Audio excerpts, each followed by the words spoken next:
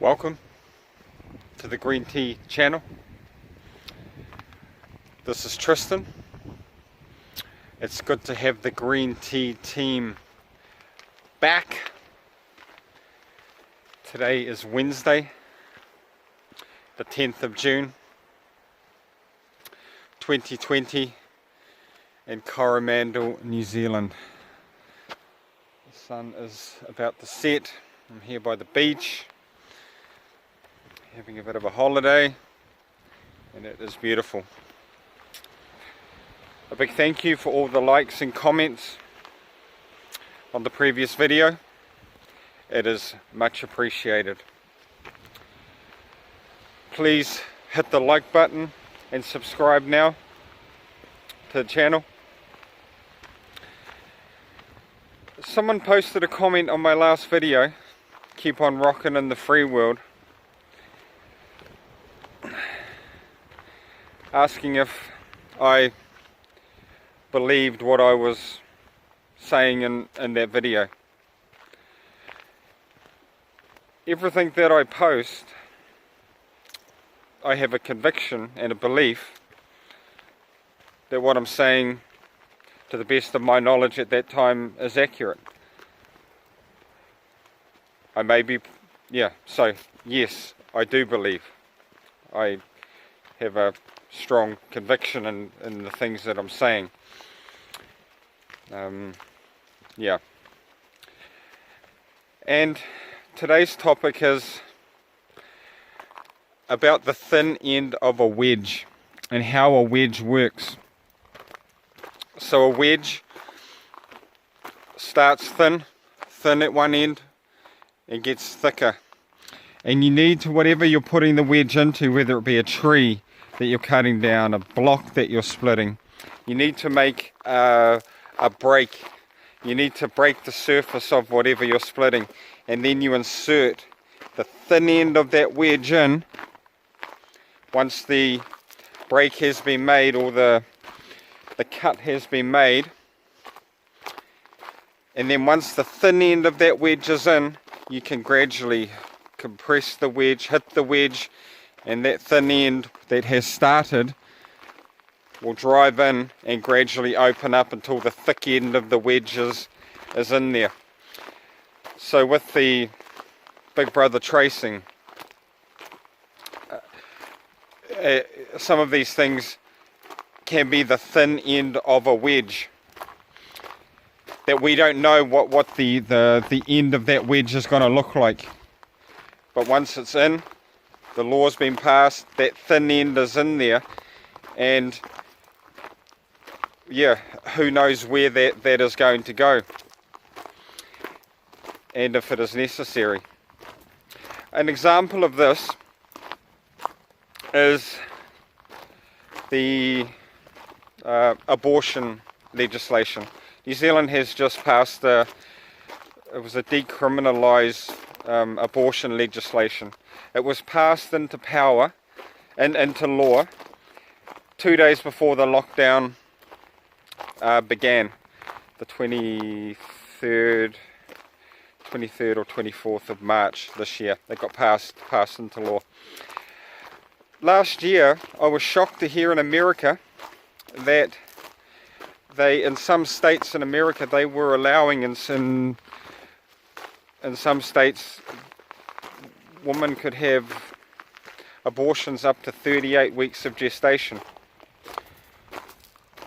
That was disturbing. I was telling my friends and family, I was like, did you know that this was a thing? And pretty much everyone I spoke to was shocked to hear that is now a thing in some states in America. Women can get late-term abortions. They have to see a health practitioner or a doctor or something like that. And that was an example to me of a thin end of a wedge. You know, it's agreed. For me, the issue with that, which I feel strongly about, is if a baby can survive outside of the womb on its own, yeah, that's different than a fetus that could not survive on its own. We're talking about a human life. And yeah, and in New Zealand, in our new law,